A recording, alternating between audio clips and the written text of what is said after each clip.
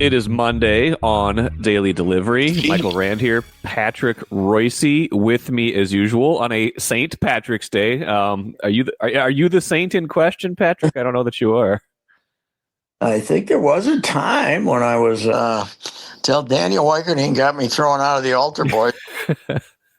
I was on the good. I was until I was 10 or 11. I was doing pretty good. I had all the stuff taken care of, and then we got tossed out of altar boys, and we kind of drifted away from there. So I'm not exactly sure why we did. Maybe we just weren't good enough, So anyway, that was that. It's kind of been downhill from them this main part, but that was we had a good start. I can't blame my mother. She made sure I did all of that good stuff. So anyway. Well, we got plenty to get to today. Royce Lewis hurt again. We'll talk about that in a little bit. That happened Sunday. Timberwolves win again. That also happened on Sunday. Seems to happen a lot these days. We're gonna start with Gopher men's basketball, the Patrick, because it seems like there's the guy that you were talking about 2 months ago and the guy a lot of people were talking about too, I suppose. Niko Medved seems to be emerging as the favorite. Colorado State made the NCAA tournament field. They won the conference tournament. So whatever happens there is going to have to wait for a little while. But what's your take on where we are right now? You wrote a pretty strong column the other day that you thought firing Ben Johnson was another Mark Coyle mistake. Where's your head at with this move? Oh, I'm not. I think maybe that was misinterpreted a little bit. I was saying the manner in which he did it was okay. Got it. As I said, he has the bedside manner of Boris Karloff when he fires people, and I used Boris Karloff because I could figure Gopher basketball fans could relate to that because the average age is. I'm just about 2 years over the average age of Gopher fans at 79. I'd say 77 is about the mean for me to go over there. It's an old, decrepit, doesn't give a damn crowd, and they're just lucky to get there. And the young people don't care about basketball over there anymore. That stadium arena is a dump. And I just think that, listen, he's on the committee. He can get on a plane, fly back here, meet him at 8 o'clock in the morning, fire him, and then have a press conference at 10:30 and get back at Thursday at 4 o'clock. They're not making final decisions down there. They've had other people do Zoom calls. It was all an excuse for him to hide again. Coyle is probably the worst salesman that we've ever had as an AD since PR became part of it, in the last 40 years or something. Norwood was a better salesman than him, for God said he had a little problem at the end, but, the guy's a stiff. He doesn't sell his program. He, I got him online to use the photo of him and Kaler on the sideline when Tracy Clays was beating. That's my favorite photo of all. That was wonderful. I noticed that. That was wonderful. Those two guys over there looking like they're, as I said, they saw a bunch of kittens get run over by a semi because they were winning a bowl game, and they knew they were going to fire Clays. So I just think it's the way he does things. Hired. He could have waited a week on Lindsey Whalen until the Big Ten tournament was out of town. Yes. He made that the big talker during the Big Ten women's tournament being in town. So he has no feeling for public relations as far as I'm concerned. So anyway, but here's my problem though. What is the NCAA starting the portal March 24th for? You know what they're going to have? They're going to have kids go and tell them they aren't going to play in the second round, in the Sweet 16. Sweet 16, if they don't get paid, they're going to do it. They're going to have some superstars from teams, that they're going to say that they got these shifty agents or whatever handling them. They're going to do that. And can Niko Medved, because of that portal, are they going to want him to take the job right away? Be named this week? Supposedly, that hasn't been answered. If he can keep coaching Colorado State, if the Gophers can name him and he can still keep coaching Colorado State. I don't know if that's possible because I would assume Colorado State would say take a hike then. So I don't know what's going to happen. It sounds like Coyle wants to name him this week, so I don't know what's going on. I have no idea. I know he's Dave Thorson is kind of the middleman here. He was he came here now, and if he's obviously staying if Niko Medved gets the job and has been one of their better recruiters, and they got 3 recruits. I don't know how much Thorson has had to do with all 3 of them, but he would stay, I guess, and. I don't know.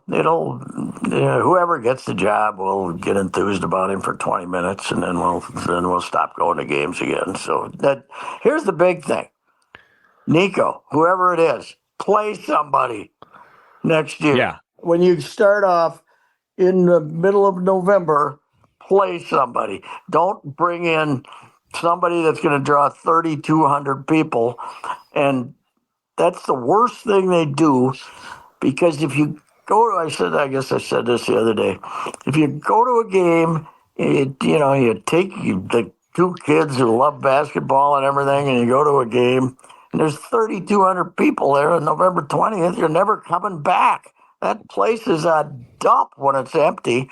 And they want to get these non-conference wins that mean nothing and not draw any people. Please, save yourself $300,000 and play St. Thomas in South Dakota and South Dakota State and North Dakota State and draw some people. It's stupid to bring in these teams from all around the Chicago State and all these teams that nobody wants to watch play. It drives me nuts. Niko has a good resume, right? Yes, I mean, he's from here. He's got the local connection. He's been here on the staff, and now they've made the tournament 3 out of the last 4 years. Now that they made it this year, and part of your beef in the middle of the year was, how good is this Colorado State team? Then they surged. They've won, I think, 11 or 12 in a row now going into the tournament. So it's just a question of can they? How much does this move the needle? I guess, and that's it's who's gonna move the needle? Exactly. That's the question too. Who is going to move the needle? Eric Musselman would have moved the needle a lot more a year ago before he went to Southern Cal and didn't make the Big Ten tournament. Yes. And, he finished behind the Gophers in the tiebreaker. So that would not move the needle. I guess I just had fun with the idea that Niko was the guy we're going to hire, and Patino beat him by 22 when they were playing in the middle of February. I was just, I don't know the guy, so I don't know. He'll come in, a lot of enthusiasm, but I can't see. He's talking about how they should make a movie about this Colorado State team. It's been such a Cinderella story or something like that. I don't think you can leave then, can you? So you gotta stay. You gotta stay till the tournament is. Yeah, the tournament run is over. I would think they could win a couple of games too. I mean, the Mountain West is pretty good, and they could end up. This could go on for a week or two, and he definitely. I heard he was campaigning hard, so I don't know what happens. I really don't. With the NCAA is so messed up now with the portal starting on March 24th, and everybody.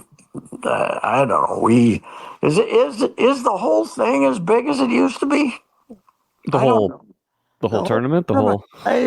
The money is big, but I don't go into Selection Sunday the same way I used to. It's not the same. No, it's not the same. It's not as big. No. If you watched the Wisconsin-Michigan game yesterday, and they're trying to tell you this is one of the best conferences in the country, they were terrible.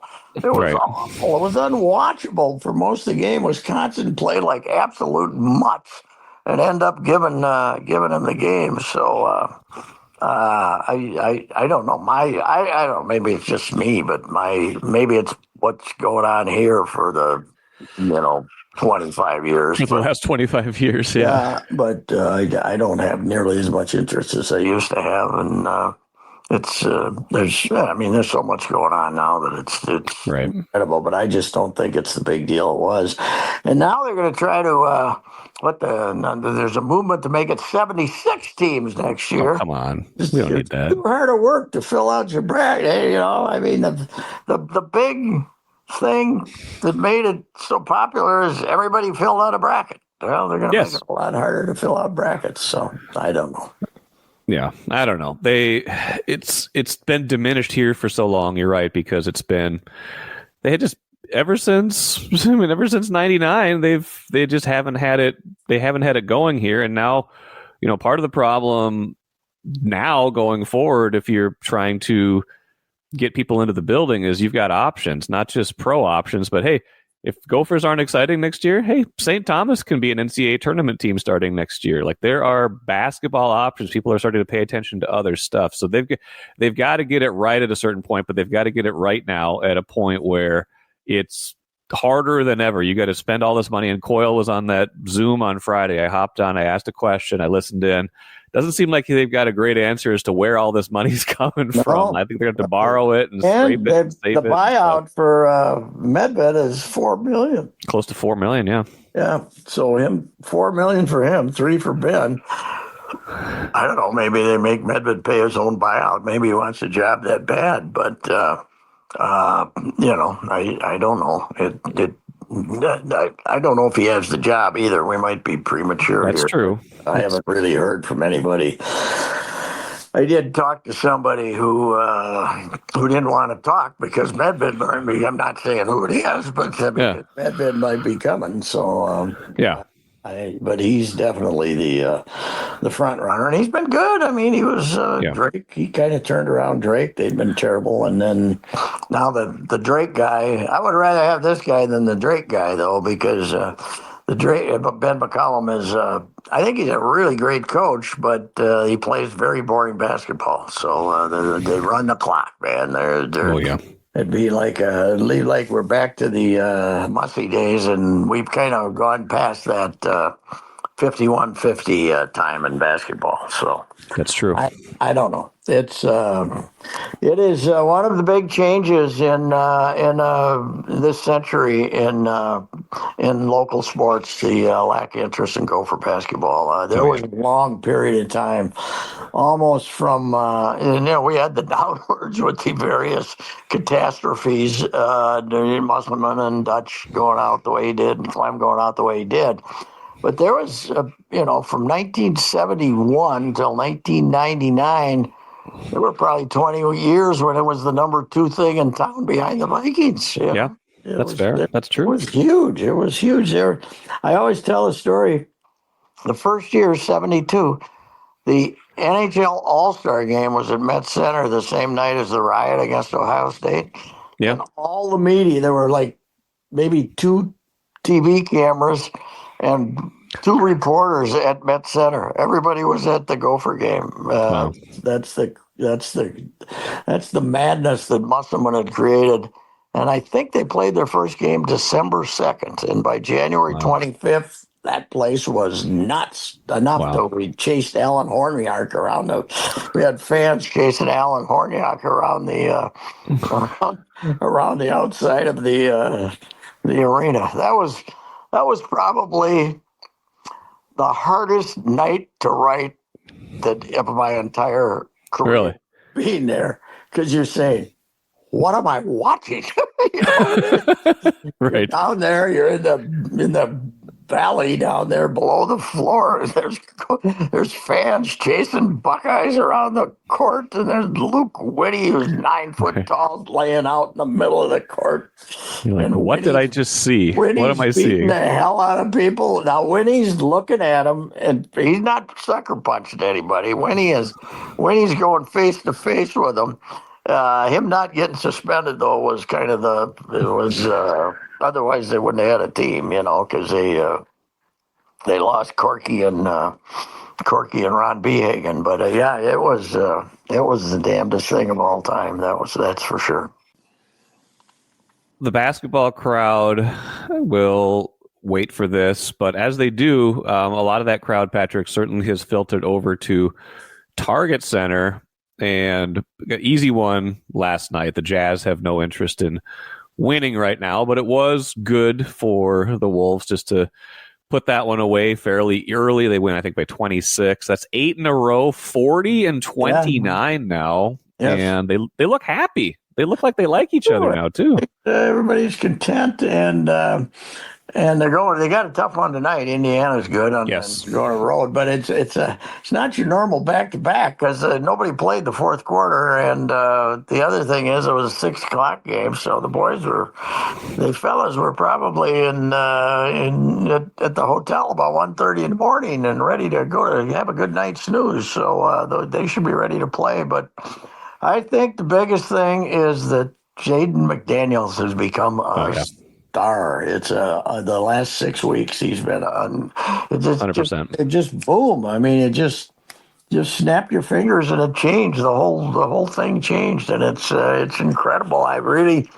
We've seen everybody's done a great job writing about it, but it's still unexplainable to me that we saw this guy who stood in the corner and got 3 rebounds and 3-4 rebounds, and made a shot every once in a while, and you'd look at his box score and he'd have 4 rebounds, 9 points, 29 minutes, and playing good defense always, but that was it. Like expensive for what he was doing. Yes. Now he's tremendous. He just really something switched, and it's everybody's tried to write about it and explain it, and but I just look and say, what is going on here? Because now he's shooting.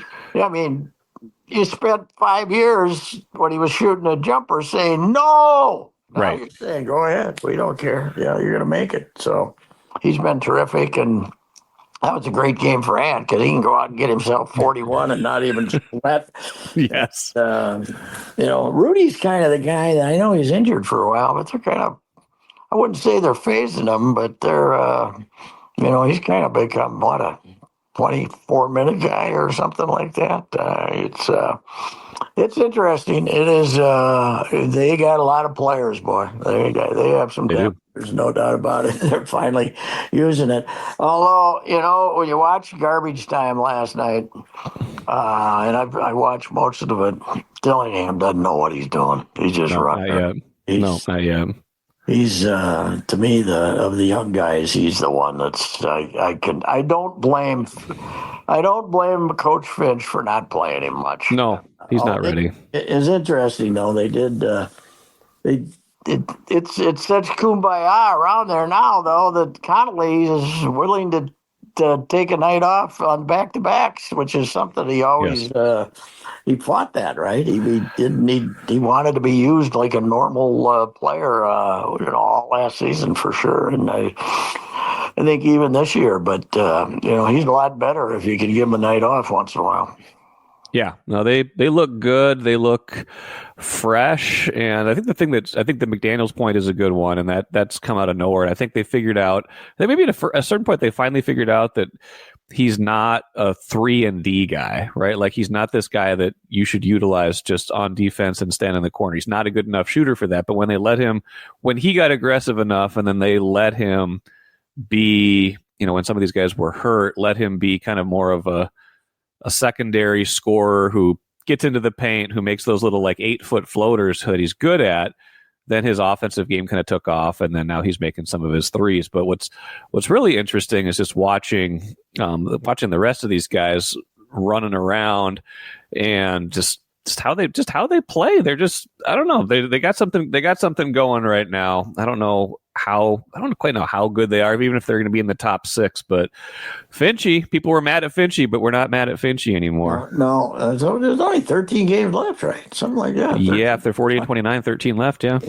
And he, the thing about McDaniels is they always said, you never saw it in the locker room because he's such a quiet guy, or in interviews. But they always said he's kind of a personality. They all Right. like him. They have fun with him, and he's because when you see an interview or something, he's not very animated, and he's he's kind of always.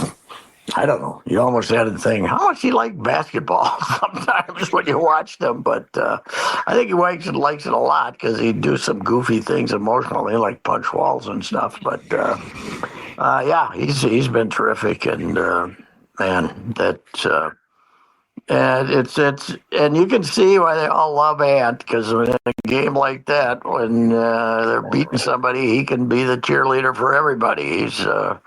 He seems to like his teammates, and that helps a lot when you're the superstar. So yes, 100%. The fact that that's giving people their basketball fix in this town now. And it's going to continue to be that as long as Edwards is around. That's another thing that the Gophers have to deal with, is that the basketball. For years it was, well, not recently, but for years it was the Gophers were more. For years we ignored both of them. Yeah, well, for a good part of the for years. But before when you got your basketball fix, it was the Gophers more than the Timberwolves. I mean, this started, they'd missed the playoffs 13 straight years or 14 straight years. Yes. So this is new. This is new. This is. They make the playoffs this year. It'll be 4 years in a row, right? I mean, that's. Right. But it would be, I mean, the West, if you get a team like this and they end up in the play-in, the West has never been like this. It's incredible how good it is. And it's and I don't know if the Lakers have been struggling because they've had injuries. They won last night. I don't know if you can still catch them. You can. 3 wins behind them. You're 1 win behind Golden State. State is actually just ahead of you on winning percentage. One more win than Golden State now. So, it's nasty up there. The team that's kind of fallen is Memphis. I don't know if you can catch them, no. But anyway, it would be nice not to have to play just because you're gonna end up playing a good team even though you're playing great. So it'd be great to stay out of the play-in. So. Open a smart checking account at Royal Credit Union to get no monthly fees, no minimum balance, and a $250 bonus. See details at rcu.org/checking bonus. No minimum balance required to obtain bonus. Offer ends 5/31/25. Insured by NCUA. Patrick, stop me if you've heard this before. Royce Lewis is injured. That sounds like Brock Stewart caught a little something the other day too. That's not good. What? Is this just luck? At a certain point, when you get like a succession, years and years of soft tissue injuries with Royce Lewis now, you just kind of have to say this is who he is, don't you? And even though it's disappointing, he's almost certainly going to miss the start of the regular season. He's going on the injured list. Like, what? I don't know. Last year, he did the same thing in the season opener, right? Yes. He hit a double and didn't make it to second base. He got pulled up. And that's, was that the first at bat of the year or something? And I think he got him. Okay, this is an old man talking. I think he got himself too big during his way. He was a lithe athlete when he was signed, and he decided he was going to be a power hitter. And he ended up getting all muscled up, and every time he came back from an injury, he'd be even more muscled up than he was before. He's thick, he's muscled, and he's got tight muscles, and I'm watching, and I said, he takes 2 steps, and you say, well, see you in 6 weeks. You didn't have to be a trainer to know it was a hammy. And hammies with him, he won't play. He'll be in St. Paul May 1st for about 4 games, and then he'll come back, and then he might make it for a while. But to me, Remember the some of the old stories about guys who flopped, the best that never was. Yeah. He's going to be the best that was for about 10 minutes. He was terrible last year down the stretch. Once he told us he didn't do slumps. He had one of the worst slumps of all time. Yes. I have changed my opinion on that fella. I thought he was the greatest guy that I'd ever been around, and now I think I don't know. I think he just doesn't know what he's doing to stay healthy and get thick, and I don't think he's nearly as good a player as we thought he was going to be. I don't think I don't think he's a great player. I think he's became too much of a. I took that slump seriously. I thought that was a very good indication of once they started working on him more, he was not that much of a hitter. Here's the deal. I don't know who's staying now. Who do we think is going to play third base? Castro, or are they going to keep Brooks Lee and play him there and play Julian at second? That doesn't strengthen you defensively. So yeah. Or Mickey Gasper? Maybe Mickey Gasper is going to replace him. They couldn't get Mickey out for about a week there for a while. So I don't know. It's a loss, but I don't think anybody. Do you think anybody down there, Rocco, or anybody's surprised? No, they can't be. They can't be. It just keeps happening, and this is again for the fan base, which is a bummer. It's like you've had 10 years of Buxton doing this, yes, and now here's your next great hope, and it's another guy who's always hurt, and that's it is. I don't know. Did you see also yesterday the official attendance was 7,002, and spring training, that game playing Boston at that time of March, that's 8,900 for a lot of years. That's packed. The whole place is packed. They're hurting, man. The game's hurting, and the Twins are hurting, and I'm going to try to call a couple of my buddies in St. Louis and see how bad it is down there. Baseball's in trouble in St. Louis, for goodness sakes. They're in trouble everywhere. Jeez, I mean, look at where this is headed. Like, end of the CBA in 2026. Like, what is going to happen with this sport? Well, you're going to have to do something. You can't let the Dodgers sign 11 players and not do anything to say that. Penn State, and this is a completely different thing, but Penn State in wrestling has Kayla Sanderson there, the former Iowa guy. And Eggum told me, the Gopher coach, that if you took the Big Ten All-Star team I think there's only one or two schools that don't have wrestling, and you wrestled Penn State, you might get beat. That's how good they are now. And that's Iowa, and the Gophers are good. These are good teams, but Penn State that's the Dodgers. The Dodgers versus baseball. That's the All-Star game this year. Yeah. The Dodgers versus baseball. New format. There you go. How about that? We can take one guy from every other team, 29, and then we play the Dodgers. How about that for the All-Star game? That'd be good. I'd watch that. Yeah, I would too. It'd be great, but it's a joke, and I see the Yankees. Meanwhile, are getting all the heat for not spending, letting Soto go away. Now they don't have Garrett Cole, and somebody else got hurt too, right? So yeah. It's nobody's going to feel sorry for the Yankees, but I don't know. The America has gotten used to the idea that there's controls there's attempts being made to keep competition equitable in every other sport. That's a good way to put it. Yeah, there's not in baseball, and not at all.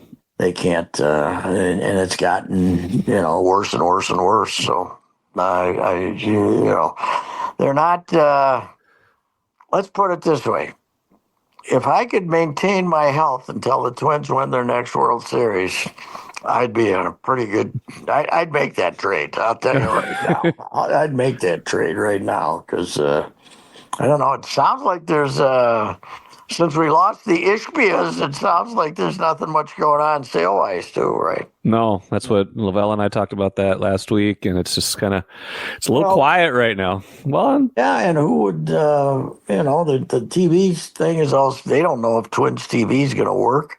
It's not going to work for this time because there's not enough interest in the team. Maybe it would work if they got good, but you don't know. That's $50 million that they were making 2 years ago. And they don't even have their cable things signed yet. Now we know that, from what happened last year with other teams and what I think Phil wrote about over the weekend, like that'll probably get announced like the day before opening day and it'll be fine. But it's just so confusing. You're confusing your hardcore audience. And I still think this is a good idea. You needed to be on streaming, but this rollout is not smooth, is for sure. Okay, so tell me, as a younger fellow who's in on this stuff, you're not younger.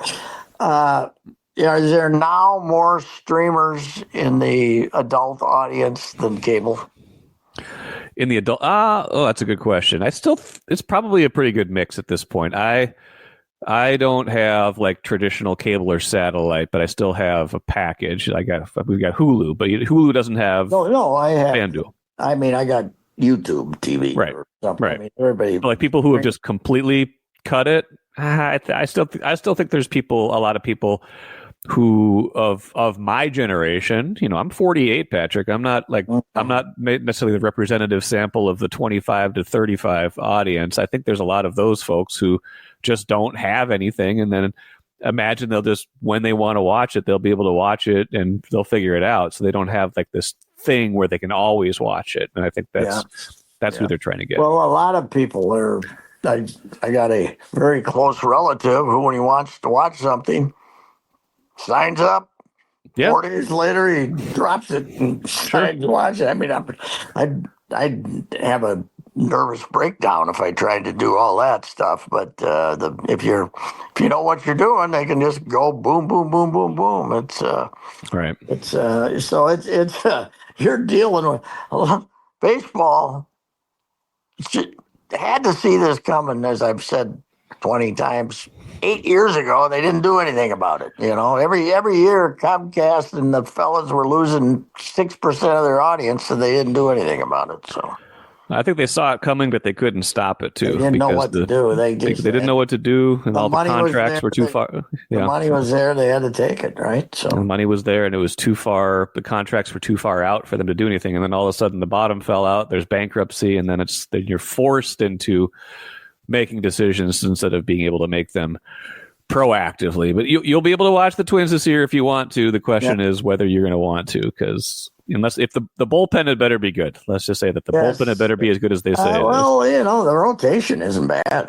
I kind of like. How about Sonny Gray? The opening day, Sonny Gray versus Pablo. Pablo hasn't looked good this spring, but he's working on stuff. He's always working on stuff.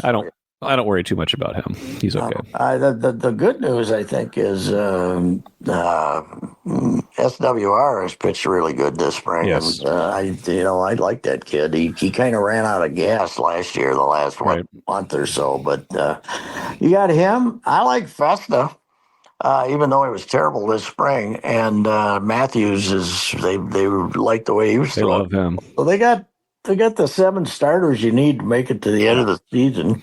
Chris Paddock will make it to May 14th, and that's just the way it is. The one good thing is, I guess, while they're being selling, they're not dedicated to the fact that they have to cut payroll more and get rid of some players. So I'll get rid of one of their pitchers or something. But we're starting the 65th season, is it? 65th season, and we've had worse. We've had the late night. We've had the Calvin in the mid 70s when the first year I covered the beat, it was just a coincidence.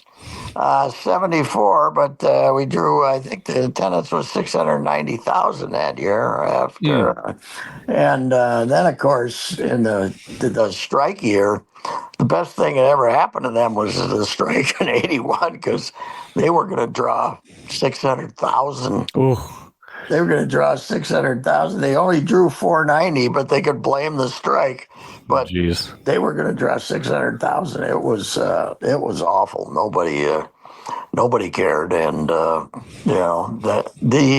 But you want to see how baseball's changed, Mike? The Twins led the American League in tenants in the 60s, from 61 to 70.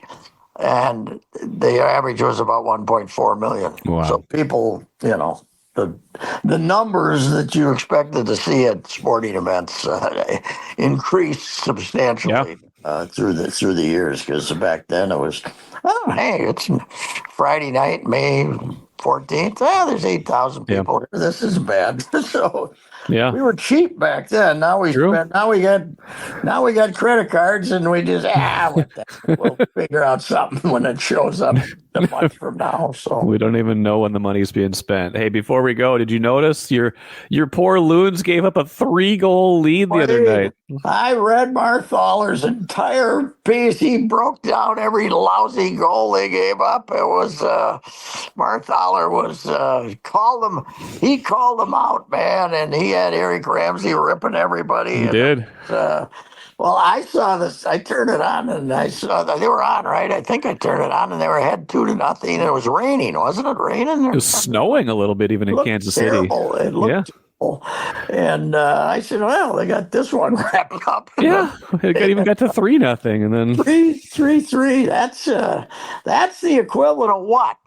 Being 27 ahead in an NBA game, probably. Yeah, something maybe like worse, that. Maybe more. Maybe it's 35 behind. 5 ahead in an NBA game. It's a lot, especially it was the 60. It was like 2/3 of the way into the game, and Kansas City had done nothing. They're getting booed by their home crowd. Then all of a sudden it's 3-3, and I don't know. Apparently, did our Wild get booed off the ice? I don't know if they. I didn't watch that game. All I knew is Saturday night. I'm sitting there. We were doing some family stuff, and I get a text from Lavelle, and he says, "Hey, you were right about the Wild and the Wolves," because we had like a debate a few weeks ago where he was still trying to stick with the Wild and their kind of journey this season, and it was right in the middle of them getting pummeled by St. Louis. What was that, 5-1? And they're still 7 points ahead of St. Louis, but you better watch out. I heard, I was in the car and I heard the radio broadcast and the play-by-play guy, I can't remember, Joe somebody, and he does a good job, I'd say. But they scored 3 goals or more, like 10 out of 11 games, St. Louis. Yeah, they're good. When's the last time our fellas scored 3? They've had 2 or less in like 9 of their last 10. They're just desperately trying to hang on, trying to win any way they can. Where's this lazy Russian? Let's go here. You got a sore groin. Okay, so what? Put some tape on it. Get the hell out there. Come on, we need you. When they start getting booed off because I was going to suggest in a humorous fashion that maybe their problem is by filling the arena every night, we put too much pressure on them. If people started the no-show, maybe they wouldn't feel as much pressure when they played at home game. If you have an 11, what do they have? 13 home games this month? 11 home games? A lot. And there was a bunch in a row, too, because they got through all the high school tournaments. And then they're still in it right now. They're still I think so. Playing home games. So I don't know. They're terrible. Let me say one thing.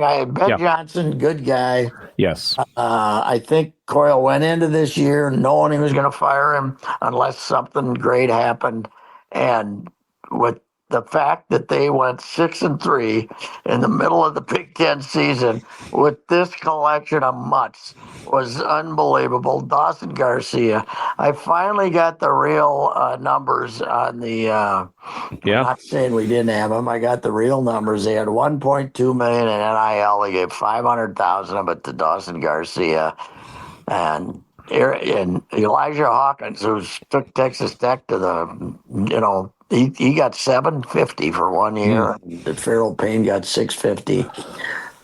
I would say Ben had a chance the way they were going in year 3 to get an extension, and then everybody left, and he was dead. He had no. That's it. So it's the big what if. What if Never those had a guys stay? chance. He will show up as the coach at the University of North Dakota or somewhere in a couple of years. That would be my prediction. Somebody in the Summit League won't be doing well, and they'll hire Ben, and he'll do just fine. So I would agree with that. All right, Patrick. Thank you much. Appreciate it. Mike. Talk to you next week. Yep. Goodbye.